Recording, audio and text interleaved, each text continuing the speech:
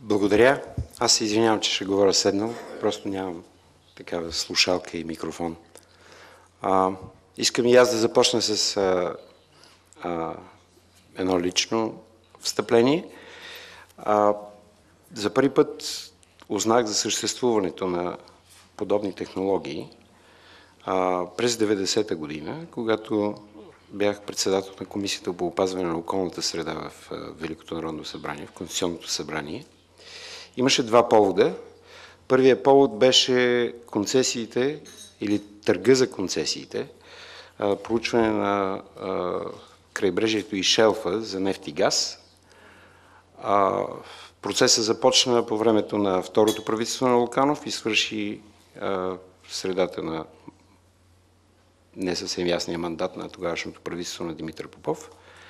И втория повод беше, че от 90-та до средата на 91 година работих по законодателството, което за първи път въведе в България достъп до информация за околната среда и проучванията на подземните недра бяха част от този достъп. Той трябваше да бъде регламентиран.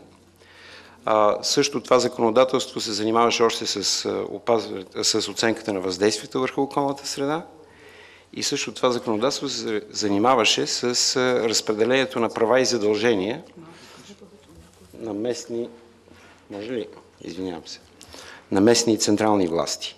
От тогава до сега, част от това, което ние имахме тогава като законодателство 1991 година,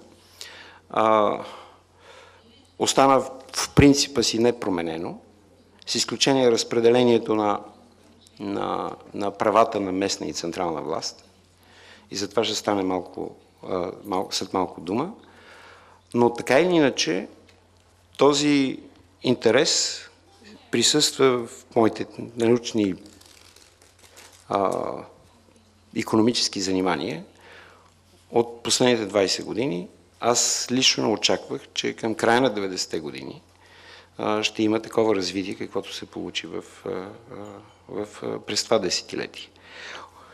Какво знаеме за така наречения шистов газ или неконвенционалния газ? Това работи или не работи? Май не работи.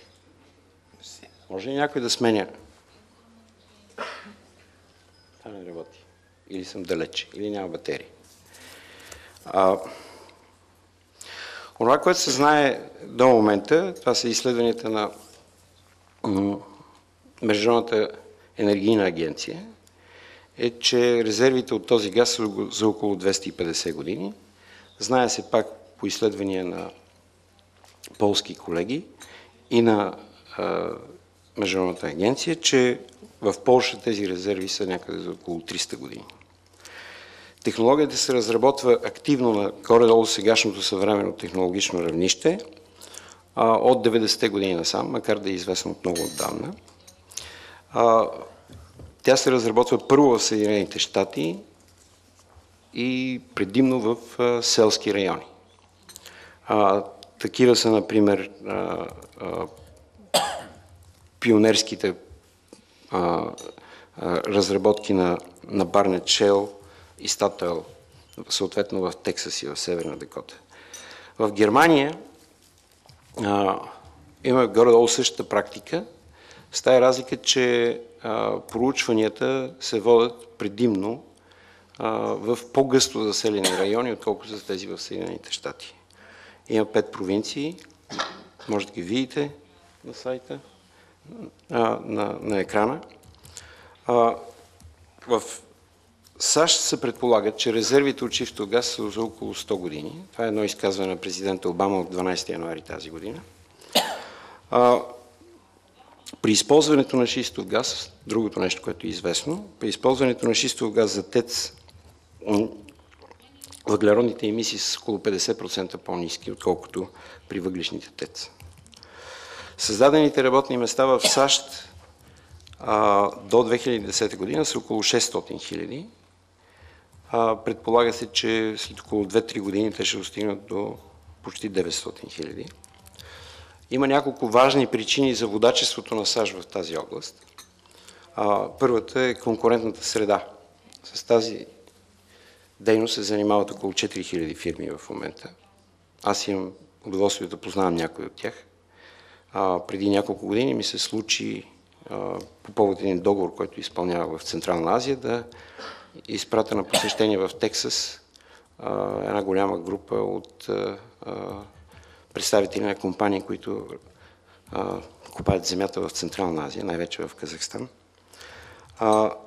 Другото нещо, което е много важно за конкурентната позиция на американските компании, е това, че в края на краищата преносната мрежа е с отворен достъп и няма възможност да не допуснеш трета страна до тази мрежа, което е много различно от това, което е ситуацията в Европа. Другото нещо, което е много важно за предимствата на Съединените щати и техните компании, е това, че съществува много добра връзка между бизнес и университети.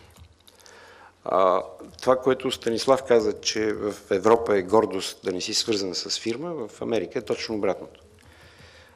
Това води до доста бързо прилагане на патентите, доста бързо преминаване от научно-технологична и идейна разработка до равнището на прилагане на тези разработки. И другото нещо, което не е чак толкова маловажно от тази връзка, по този начин изследванията, разходите за изследване и развитие, първо са регулирани по друг начин от данъчното законодателство и второ, тогава, когато те преминават през университета, те са фактически освободени от данъци.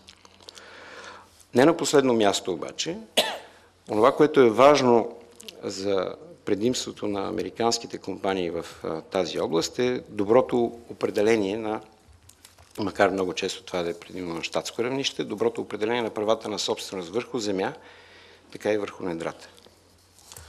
Следващия слайд, ако обичате. Това, което каза Станислав за Полша и това, което каза Томас за Пенсилвания, е валидно за всички изследвания и има няколко ясни неща, които могат да се направят като извод. Първото е, че проучванията и добив за неконвенционален газ не замърсяват подпочвените води и не предизвикват земетресения. Второто нещо, което е важно и следва от това е, че всички рискове за околната среда са контролируеми. В доклад на Европейската комисия от преди около една година се вижда ясно, че компаниите в Европа, значи изследвани са най-подробно 4 страни, компаниите в Европа се държат доста прозрачно, докато има проблеми с отношението на властите към шистовия газ. Това отношение на властите е много различно, да речеме, в Германия и в Полша. То е относително положително и практически няма проблеми с регулирането и изпълнението на дейността, докато в други страни, например Франция, положението не е съвсем такова. Аз това си го обяснявам с известната заплаха за атомната индустрия или за производство на енергия от атомни централи във Франция, където имаме един случай, който е горе-долу подобен на българския мораториум. С тази разлика, че той е, макар българския да е преписан от френския, френския все пак има много ясно разпределение на функциите, на това какво правят различните държавни органи, парламента и в края на краищата има някакъв срок, по който става ясно кога ще свърши този мораториум, докато българския мораториум е, така да се каже, во веки веков. Другото нещо, което е разлика между България и Франция в този сегмент на законодаване, ако може така да се каже, е, че в Франция все пак имаше някакъв опит за научно обосноваване на решенията на парламента и съответно мораториума, който беше приет със закон. В България нямаше такъв опит. Смята се, другото нещо, което е известно, смята се, че в Европа най-много шистов газ има в Германия, Полша, Румъния, наша съседка Швеция, Дания, Обединеното кралство и Франция. Във Франция може би най-много. Онова, което Димитър Иванов започна в началото, създаването на международна конкурентна среда в областта на неконвенционалния газ, в крайна сметка е доста важно, тъй като то означава, че разработките, подобни на тези, които са в Полша, започват в Румъния, Украйна, Молдова, Турция, което означава, че рано или късно международната конкуренция ще наложи положително развитие в тази насока и в България.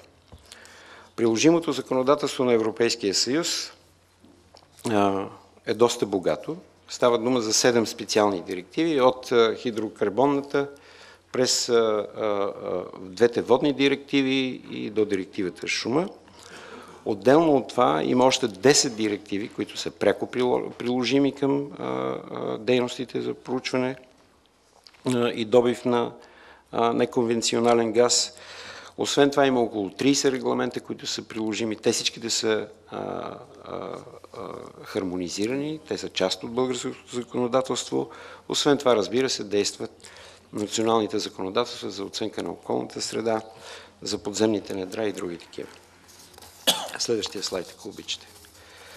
Какви са икономическите параметри на това, което ние знаем до момента? Искам да направя една оговорка тук, че за съжаление, до толкова, доколкото има сравнително малко информация за това какви са залежите в България и какво може да се прави с тях, онова, което аз използвам като оценка на възможностите, на ползите и разходите, е по-скоро по линия на така наречените представителни цени или proxy prices, както се казва на английски. Затова е необходимо да дам известно описание на процеса. По повод фазите това са предимно фази на проучване, имаме предварителни геофизични и геохимични проучвания. Те в Европа траят между 1 и 4 години. Аз съм подчертал 4, защото в България обикновено тогава, когато нещо е предварителна фаза на каквото и да е, тя трае доста по-дълго, отколкото в останалите европейски страни. Ако искате да знаете какви са сроковете в България, те са обикновено между 2,5 и 3 пъти по-дълги, отколкото във всяка една друга европейска страна или средния. Например, по повод концесиите. Една концесия в Европейския съюз се осъществява за около 2,5 години от началото. Нова концесия. Не става дума за тези неща, които са заварени, примерно преди 1989 година в новите страни членки. В България средният срок за осъществяване на една концесия е 7,5-8 години, срещу 2,5 години в Европейския съюз. Оценъчните сондажи, пилотните експлоатационни тествания са между 2 и 5 години. Полша по някакъв начин прилича на България, защото са малко по-голяма страна, имат малко по-тежка бюрокрация от нас, която е някаква традиция. Полша е по-скоро в границите на по-дългите периоди. Тогава, когато обаче става дума за експлоатация, Полша също има дълъг период. В Европа се предполага, че експлоатацията на отделните находища ще бъде между 15 и 20 години. Ако в България се тръгне към такова нещо, тогава, когато се правят сметките, вероятно ще трябва да се вземе долната граница, т.е. 15 години. Защото в България типичната характеристика на бизнес средата е, че започването на определена дейност заема много време и осъществяването на тази дейност заема много кратко време, защото се променят правилата на играта. Що се отнася до ценовите аналогии, важно е да се има предвид, че при тестванията, т.е. на първи етап, обикновено се правят между 20 и 40 тествания. Разходите са за наемане на земя и рекултивация на това, което се извършва. Разходите на една шахта са между 7 и 11 милиона евро. Разходите по рекултивация зависят предимно от цената на земята. В България те са някъде около 120 евро на декар. Ще обясня по какъв начин те се взимат предвид. Работните места, затова не става дума в изказването на преждеговоривши, работните места, вероятно ние трябва да се ориентираме към Полша, работните места в Полша, които се откриват покрай дейността за проучване и потенциална експлоатация на неконвенционален газ, са някъде около 100 хиляди. Това са онези, които са заети непосредствено в дейността и онези, които са доставчици и подизпълнители и са предизвикани работни места от изпълнението на тази дейност. Повечето доклади дават по-високи стойности от 100 хиляди, но за по-лесни сметки аз съм се ограничил до 100 хиляди. Инвестициите в Полша в тази област са между 110 и 120 милиона евро от 38 компании при 110 лиценза за проучване. Много е важно също така да се знае, че не е лошо да има някаква твърда данъчна политика в тази област. В момента данъчната политика в България е много добра от гледна точка на автоматизъм на действието и липса на усмотрение на данъчните власти, тогава когато се оценят концесиите за добив. Но това е предимно за руди. Онова, което не е добро в България и примерно се различава много от Швеция, е, че местните заинтересовани страни, ако можем така да кажем, това са собствениците на земя, общини и други такива, по традиция не получават някакви съществени облаги. Разпределението на концесиите обикновено е през централния бюджет. Тази традиция се променя. През последните 2 години са подписани концесии, където половината от приходите отиват към местните общности. Много е важно това да стане традиция и не само традиция, но и вероятно да залегне по някакъв начин в законодателството, ако това е възможно. Такова е законодателството в Швеция, където и такъв беше между другото замисъл на Закона за опазване на околната среда от 1991 година, подобен на шведския.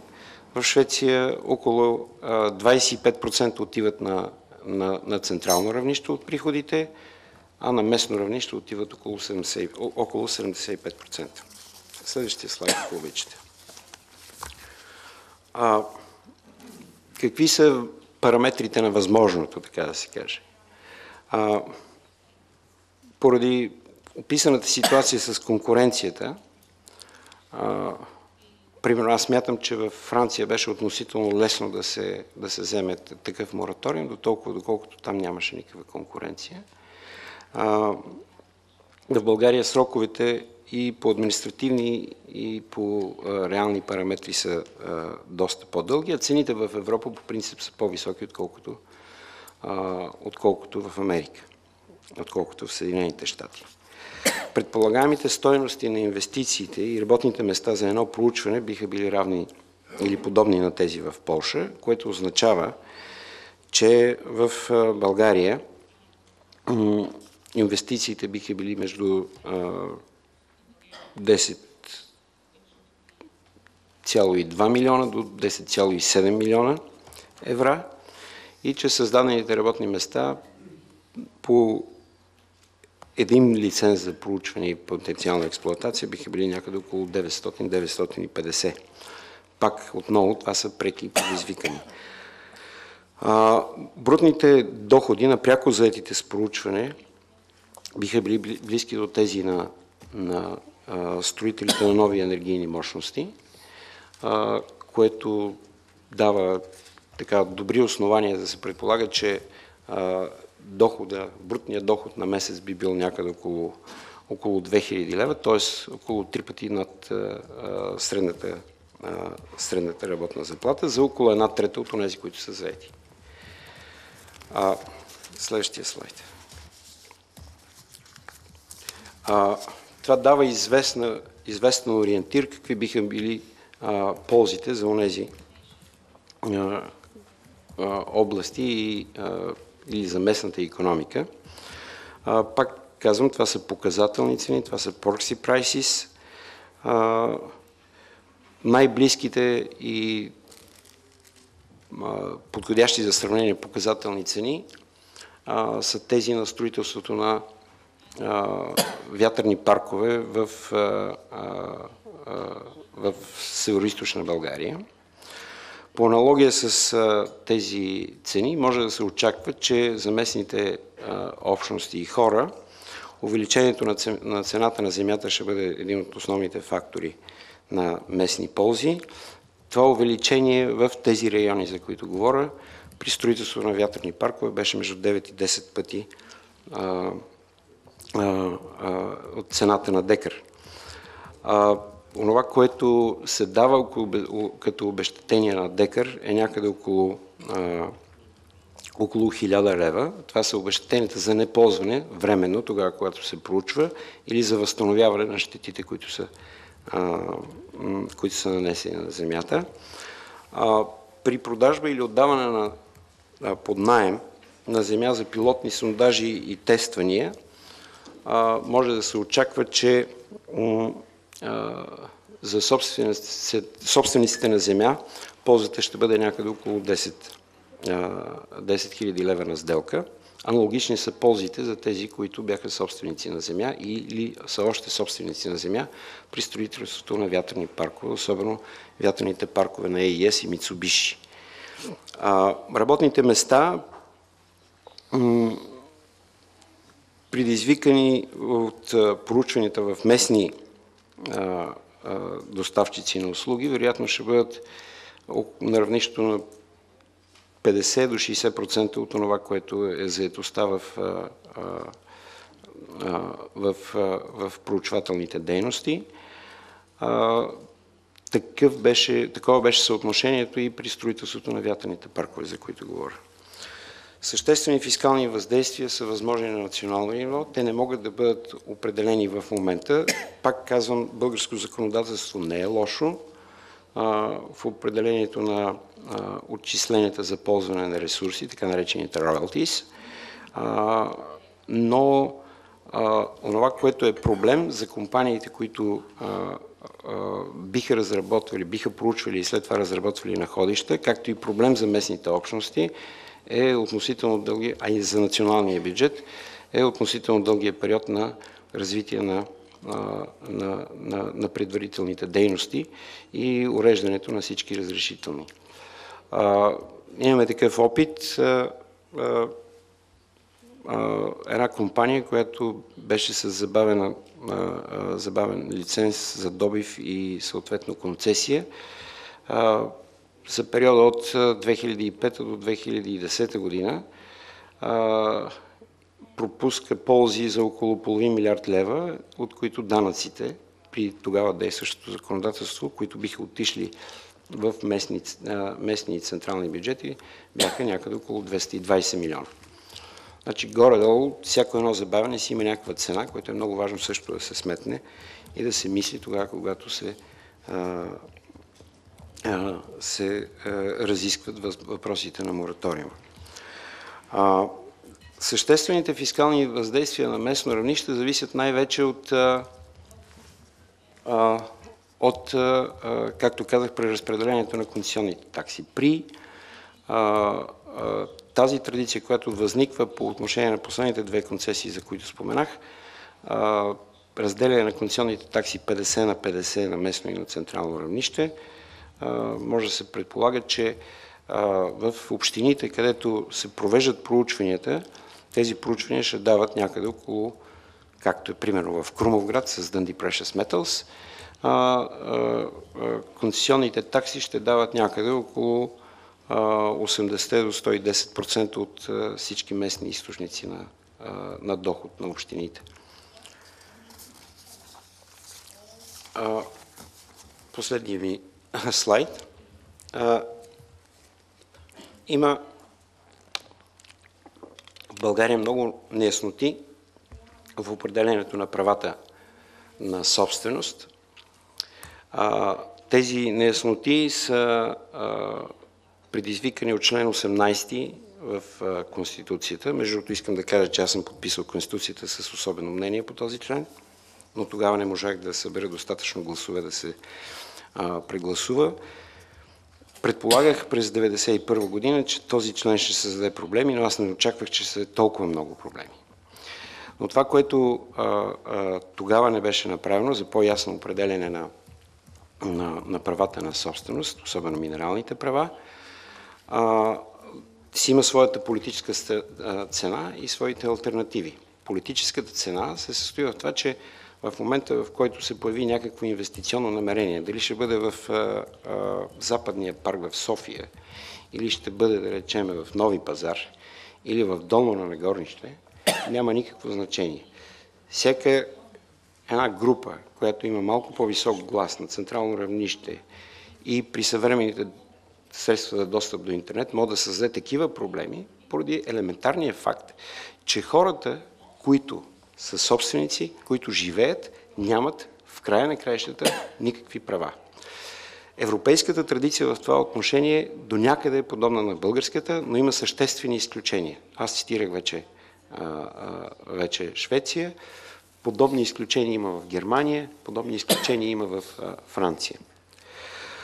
Поради неизвестност на залежите не са възможни някакви особени макроекономически предвиждания на този етап. Онова, което може да се смята за макроекономически ефект е от проучването и евентуалната експлоатация е в крайна сметка намаляването на разходите и повишаването на конкурентоспособността на българската промишленост. Тук има хора, които представляват големите потребители на енергия в промишлеността. Аз много се надявам и те да кажат няколко думи по този въпрос. Нетривиални са последиците от разнообразяването на доставките.